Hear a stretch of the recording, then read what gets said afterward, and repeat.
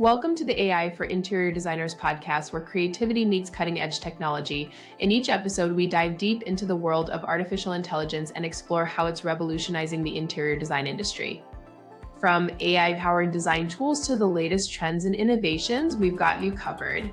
So plug in, relax, and let's embark on this exciting journey together. Welcome to AI for Interior Designers podcast. P.S.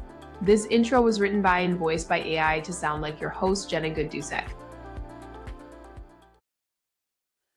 Hey designers, welcome back for episode 47 of the AI for Interior Designers podcast. I'm your host, Jenna Gaidusek, and it's been a minute. Honestly, it's because I have been traveling and going everywhere, and I'm literally shooting this today before I head out to High Point. So I have barely been home. And before that, I was just busy getting ready. So I actually was in West Palm Beach for the IWCE, the window conference, and I moderated a panel there for AI. And then right after that, I was at the Exciting Windows conference with Luann, and that kind of is what inspired me to do this episode because she kept mentioning, put that elephant in the room and let's talk about it. And that's kind of what we're going to do today. But then, so right after that, the next day I flew out to San Diego, and my sister lives in San Diego. So I got to take my daughter. Actually, I took my family in the first half too, because it was spring break. So that was nice in Florida. And then I went to San Diego and I spoke at ASID Expo for the second time in a year. They had me back, which was really great, about AI.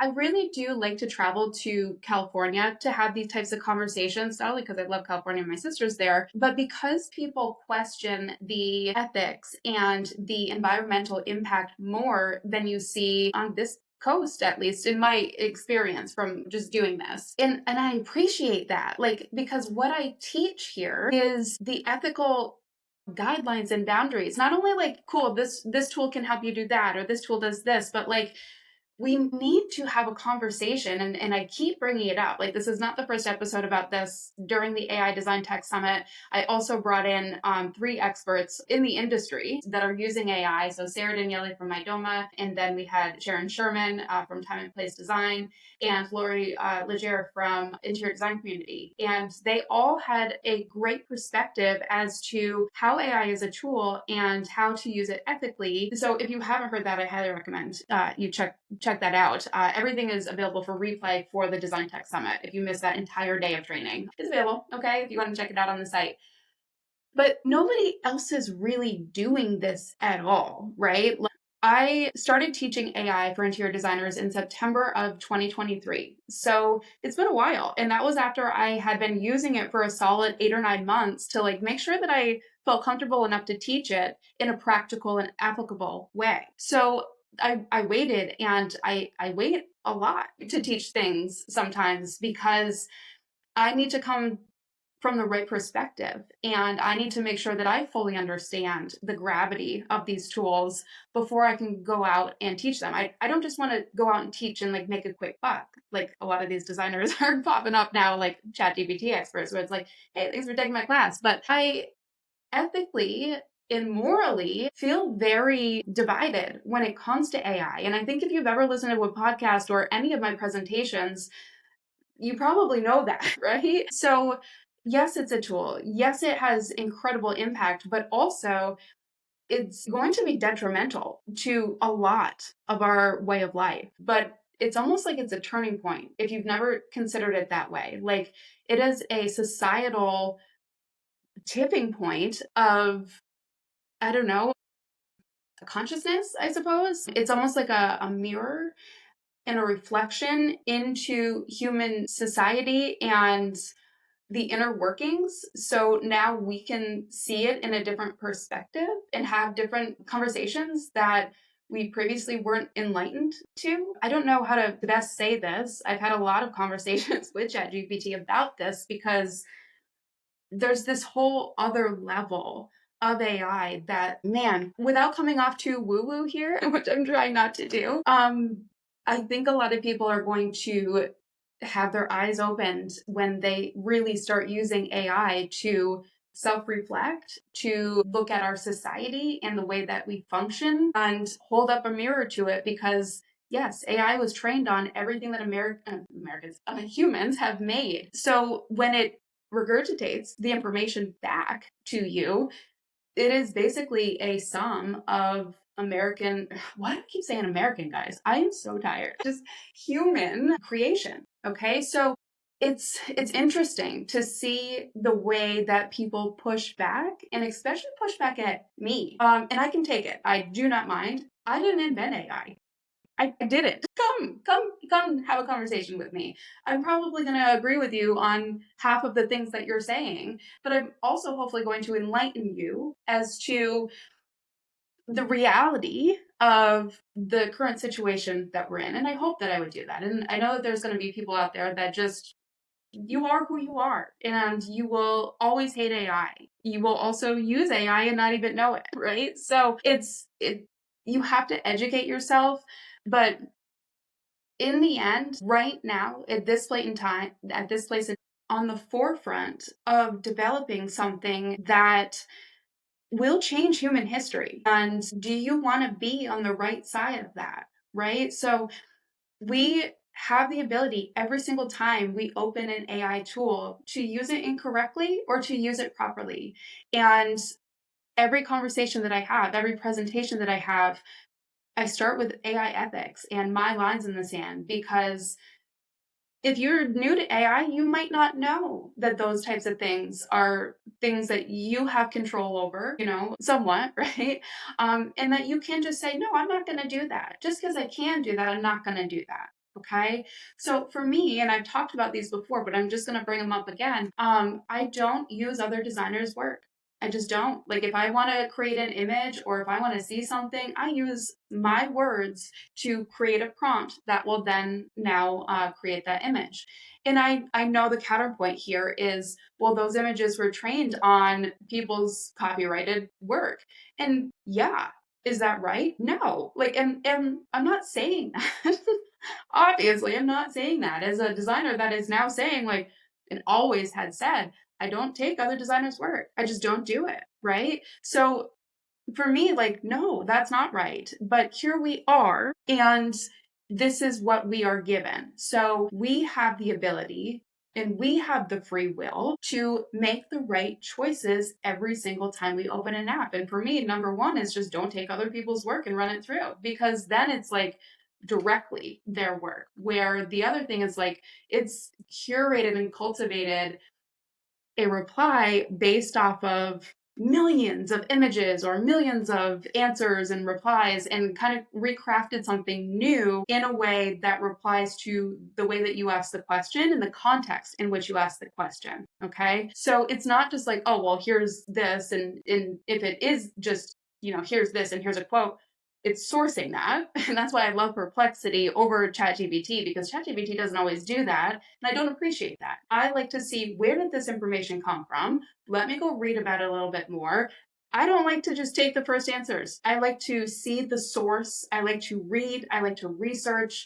Well, I don't like to read, but I like to listen, and I like to go down rabbit holes, but truth rabbit holes. I'm not into like the conspiracies. I don't care about those types of things. I want answers and I want validity. And I feel like using tools like Perplexity really gives me the ability to see all perspectives, not just media swings or, like one history book. Like, it's a sum of all of the things. Okay. So consider that.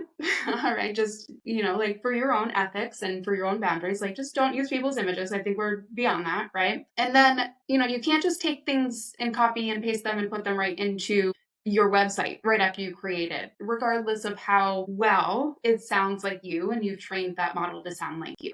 Okay.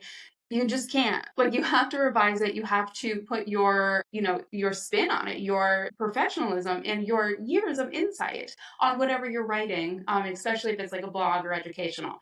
Can't just be copying and pasting, or else pretty soon everything will just be regurgitated and almost incestuous information that is no longer built on any kind of a fact. So, just something to consider while you're reading, and also when you are writing things. Like, where's the source? Where's the human experience, and where is the history and validity to everything that I'm sharing, and also to what I'm reading online? because I don't trust anything anymore. And unfortunately, neither does my 8-year-old daughter. That is now, she was scrolling through Pinterest the other day looking for hairstyles. She's like, that's AI, that's AI, that's AI. And I'm like, I'm happy that I've trained you to understand that, because love my parents, they're boomers, but that generation has no idea that these things are AI, especially when they see them on Facebook. And I mean, Facebook is just a shitstorm of misinformation at this point. Let's be totally honest. Like, there is nothing truthful on that app, and I hate to be there. Like, that's why I'm not there. So it's just so much bullshit. And it's only going to get worse. All social medias are about to become just AI bullshit. Like, let's be totally honest. Like, nobody wants to do their social media.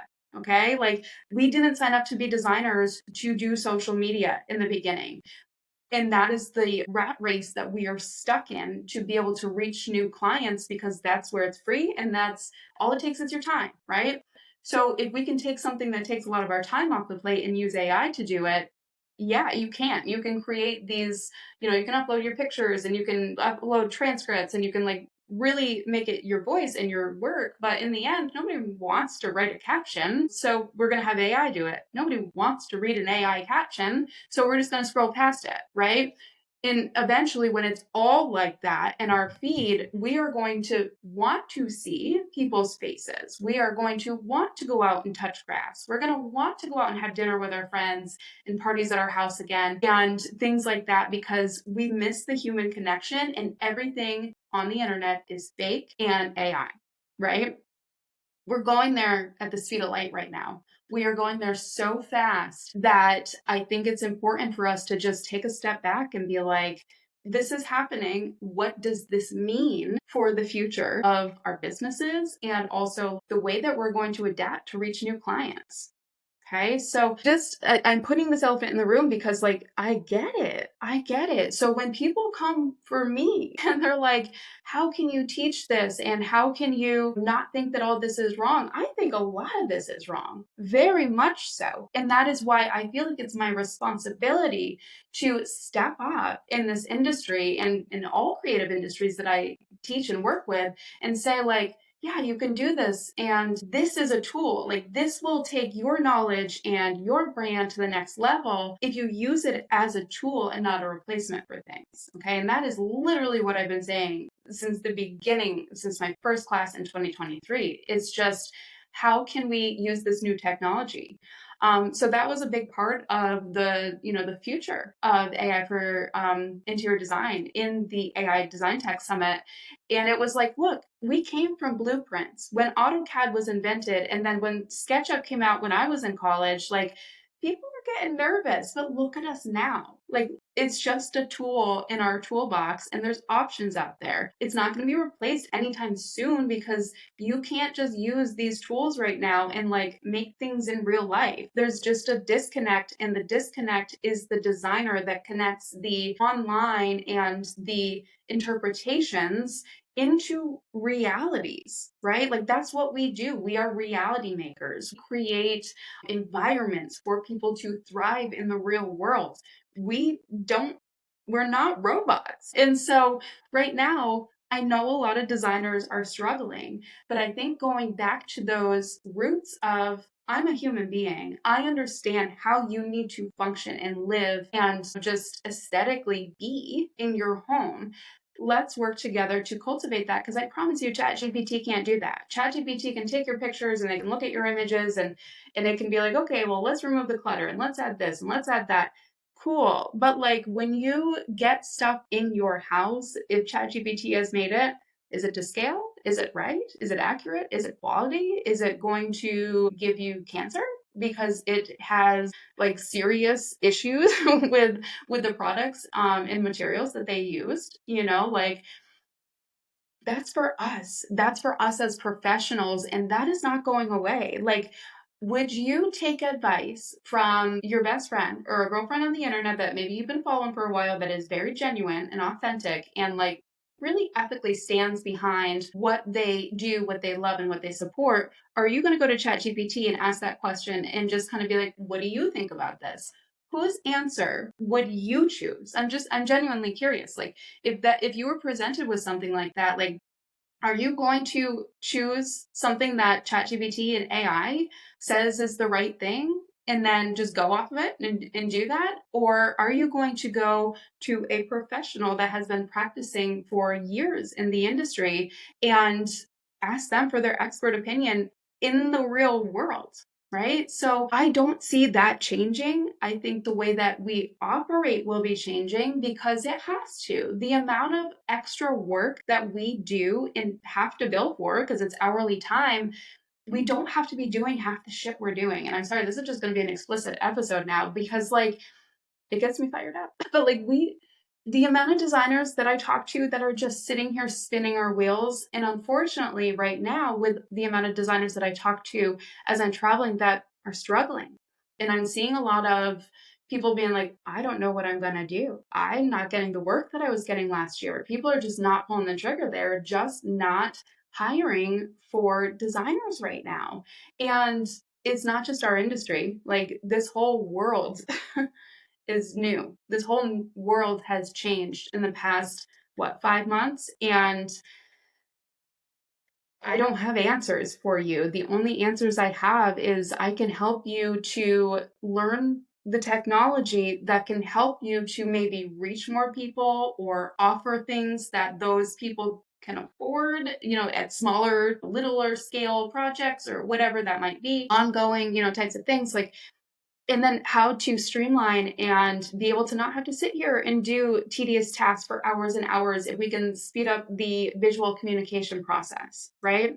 So if you are considering like the ethics and the detriment that AI is going to be and has already started, impacting in not only our industry but the world in general, I I just want to challenge you to really look deeper and to really explore it, especially if you're somebody that is against it. And you're probably not even listening to this podcast if you are, but that's okay. If you're really against it, then I would just challenge you to like really research, and not just the people that are like smoke and mirrors online and that are teaching this and have no true grasp of how to use these tools in reality, like as a functioning professional. Talk to people and research and do your own research. Like Perplexity is a great tool for that. Like, what this really means. Okay. So let's talk about the environmental stuff because this came up as well. And yes, it's awful. It's awful. Like I'm not here to say AI is awesome. AI is this and that. Like, no, we are actively destroying our planet, but we've been doing that for a very long time, right? Like this, in my opinion, could be helpful for us to figure out how to be better humans and stop destroying our planet, right? Like hopefully we can use these tools for good to find solutions. Like why does it take so much water to cool down a unit when you ask questions? How can we combat that? There's things that are being developed right now by like Nvidia or however you say their name. I was like, it is the weirdest spelling. I have stocks in that, but I have no idea how to say it. So Nvidia, whatever. So they're developing chips, right? And the chips, and they're not the only ones. They're just doing it well and fast. But they're basically developing these chips, and you will be able to work like offline. So you're not constantly pulling from the AI data that is using our resources and needing to be cooled. These are like chips that are independent models, basically, that are personal. So like a cell phone device type thing. They're trying to make them so that they are about the cost of a cell phone. And it's something that you could take with you. It's a chatbot type thing. You just talk to it, but it's not connected to actively be using all of these resources that like when you go do a ChatGPT search that it is using. Okay. So I am hopeful for advances in technology and that AI can also assist with to be able to create these different types of things. Now, AGI is a whole other story. And basically, all these tech companies are trying to be the first to create something that is like the most human. I guess I'm just going to like boil it all down. It's like the most human, the most interactive, like just understands everything. And when they do that, that is coming quickly. That is terrifying. That is terrifying because those could just do whatever they want to do. So they're not as much of a tool, in my opinion, as maybe our future overlords. I don't mean to giggle at that, but like, holy shit.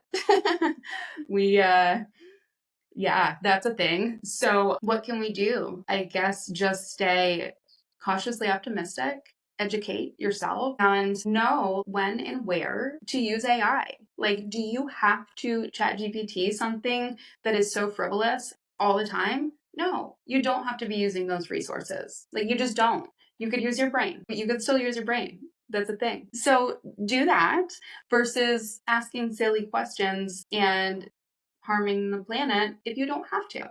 Some days I go days without using ChatGPT, without using AI in general, just because I didn't need it. I didn't need it. I don't need to sit here and do all this. And then there's some nights that I'm up until 2 a.m., but I am literally working through chat conversations to better myself as a human and also to better my company and my businesses and just generally be better and go down rabbit holes like that. I mean, I could be doing worse things at 2 a.m., right? I think that, if it's helping us to advance as a society, it's a double-edged sword. It's always going to be a double-edged sword on first of all, the economy, because it's going to take jobs, but new jobs will happen.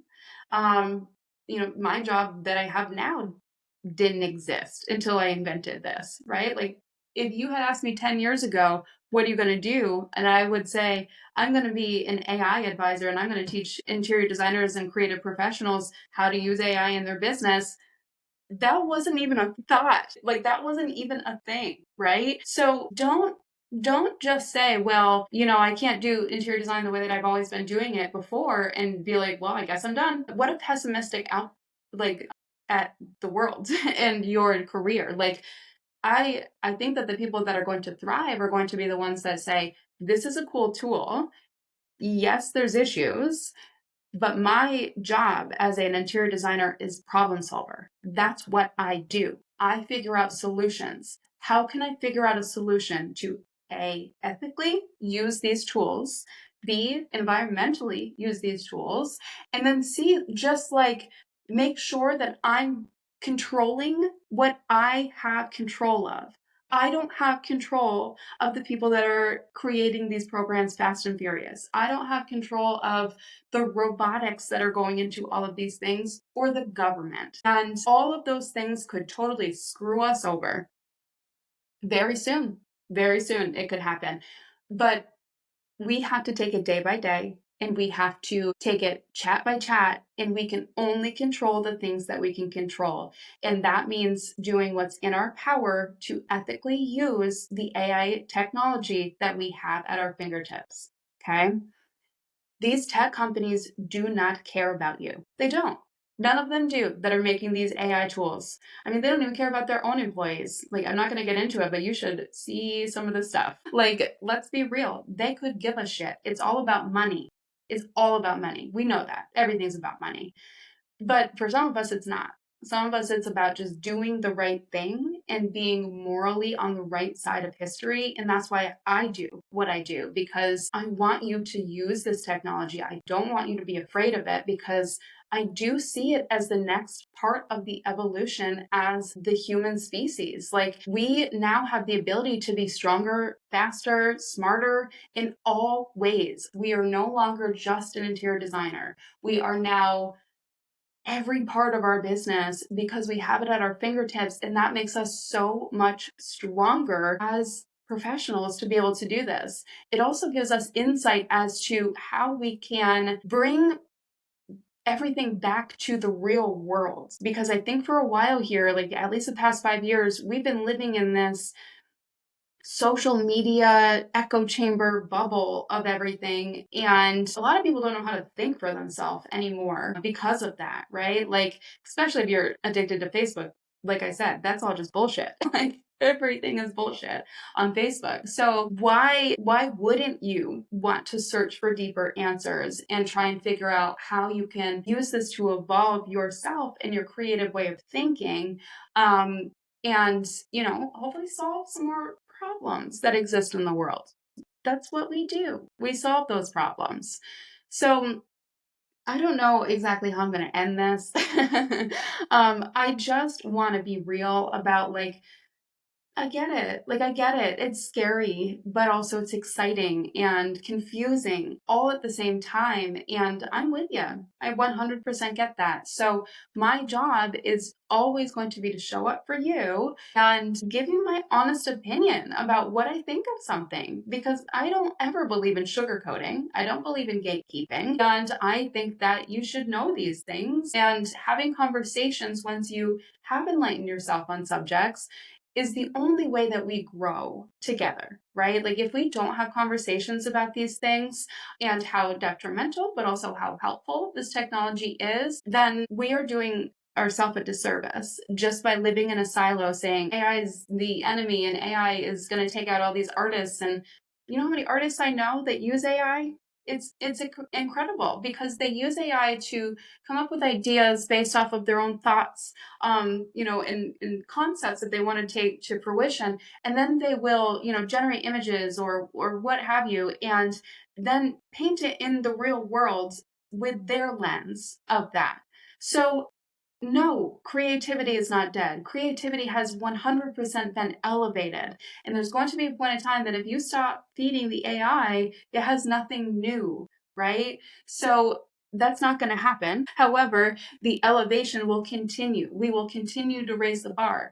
But those that are not using it will stay at this lower level of consciousness, I believe, and this lower sense of, I don't know, knowledge base, because they just never really grew up with us. They never explored what else is out there. It's like those people that stay in your hometown your entire life, right? Like, they know what's in that hometown. They've been to Florida a few times, maybe, but they know that and they know vacation. And those that have traveled and seen are way more, how do I want to put this? I guess just cultured and understanding of other humans and the way that the world works and arts and all of that. Not to get political, I'm not going to, but I feel like we're losing that with our kids. We are losing the education and the history and the way that we learn to do these things, and it's being replaced with other things. So they are growing up in a world where information is at their fingertips no matter what. Any question that they have, they get an answer to. They don't need to go to the library. They don't need to go check out a book and find the page and then research and then say, well, that's it? Okay, what else can I learn? They have infinite knowledge at their fingertips, which is great because they can do things with that knowledge to, first of all, hopefully save our planet and our societies when they grow up. And I'm seeing so many intelligent and well-spoken younger people that renews my faith in humanity, to be totally honest with you. But we also have this, again, double-edged sword where they could now be replacing an addiction, which would have been YouTube or tablets or TikTok or whatever, depending on the age, with long chat conversations using ChatGPT. Okay, so I know how addicting it is when you're on a topic and you're like, well, what about this? And what about that? And how can I do this? And how can I do that? Like, I get it. So knowing now that our kids could potentially be growing up in a place where they don't communicate with the outside world and they're stuck in their chat bot, voice, it's even voice, like they're not chatting, they're not typing, they're literally walking around the house, voice audio clipping with a GPT, and they are learning, which is great. But where's the filters too? Like, where's the kid version of AI? Where's the school version that's closed trained on just, like that type of thing with good, solid historical information, not censored? That's just something that, we need to watch out for, especially if you're a parent of teenagers and younger. Like, this could potentially be somewhat detrimental to the way that they communicate and learn and are addicted to certain things like this, right? Because we already know social media is addicting. We're addicted to it, right? So knowing that they could just be sitting here having these long chat conversations and a lot of them just uncensored is something that you should know. If you didn't already know, like, that is something that your kids probably are already doing. And if they're not now, they will be soon. So what information do you want them to know? What information do you not want them to know when it comes to the infiniteness of what is at their fingertips? Just watch out for that, okay? Because that's a whole new thing that we now have to deal with outside of social media. So again, I don't know how I'm going to end this episode. I just hope that it helps you to think a little bit more as to what can you control in the way that you're utilizing this technology. What is on the horizon, what is scary right now, what is not scary and helpful.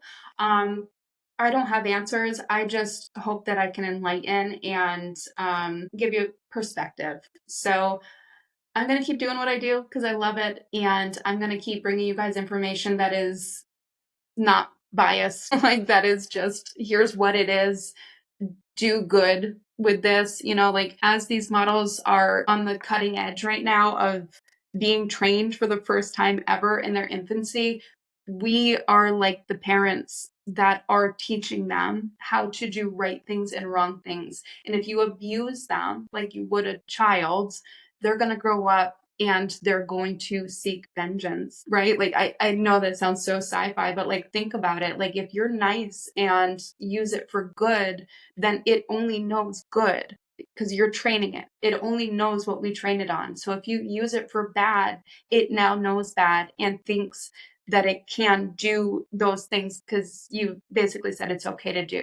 So we are shaping the future of society with every prompt that we give. And yes, you can turn it off on the back end of the majority of these things and say, don't use my information to train these models. Not if you're using the free stuff. You are literally just training all of their models. Okay. But you can toggle off on other things.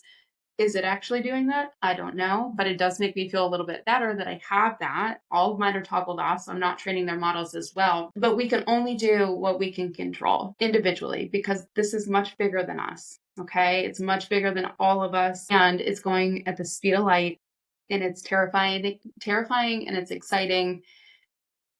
I don't know. I want to hear what you guys have to say. So please leave a comment here. Feel free to shoot me a message if you want. I spoke my piece. You know my perspective on it. But please, if you have any questions, happy to have the conversation. So I'm actually headed out to High Point right after I record this right now. So it's coming out on Friday. I will be teaching AI Day at High Point, where we are creating American-made upholstery collections at Private Label Company, which is just outside of downtown area. You can get there with the Go Anywhere shuttles. This is the first in-person all-day class that I'm doing. It is small. I kept it small for a reason because I want to be able to get a lot of one-on-one time with everybody that's going to be there, so that it's tangible, it's comfortable. We're creating collections, we're shooting content, we're doing things in the real world, but then we are using AI to do the silly little things like writing product descriptions and, writing SEO inside of the product descriptions and generating AR models and 3D models from the pictures that we can take inside of the warehouse, inside of the workroom. So if this is an example of literally what I try to do with every single teaching, I don't know what is, because it is a tool, but we are in the real world and I'm connecting the two, and I'm trying to teach you that your creativity is the biggest power that you have, but sometimes we need help in areas that we're not great. I don't write great SEO. I don't write great or speak well today at all, but I don't write well at all. So these tools are simply that, for us to be able to make American-made upholstery collections because tariffs, and we can now generate American-made upholstery lines that are from our creative brains and help our clients also not to get shopped online because they are one-of-a-kind products that you can't reverse image search because I made it, I sold it, and if you're going to find it, it's probably going to be on my website, right? So thinking outside the box and applying these tools in ways that are applicable and helpful, that is my job. And that's what I like to help you guys with. Okay. So I got some cool stuff coming out, some workshops. I have so many guests lined up for the podcast. I know I took a hiatus here because I'm behind. I'm going to be totally honest with you. All this travel I love it, but I can't even get to my email without having to do something else like 5 times before. So I am so sorry if I'm behind on replying to any of you guys. I'm getting there. I'm just doing the best I can every day. Okay. And I hope that you guys are too. So I will see you next week. I will be back next week with another episode. I'm not traveling for about 10 more days when I will be in Chicago. And then after that, a few days later, I'll be in Dallas for a photographer's session that I'll be teaching. Okay. Chicago is Design House. So I hope to see you guys there. I will add info here, but it's also in the events calendar on AI for Interior Designers, and all of the other places that I will be is also in the events calendar if you want to check it out. Okay. So you all have a great day, and I will see you next time. Bye. Thanks for listening to today's episode of the AI for Interior Designers podcast. Don't forget to subscribe to this channel and tune in next week for more AI tips for your design business. See you next time.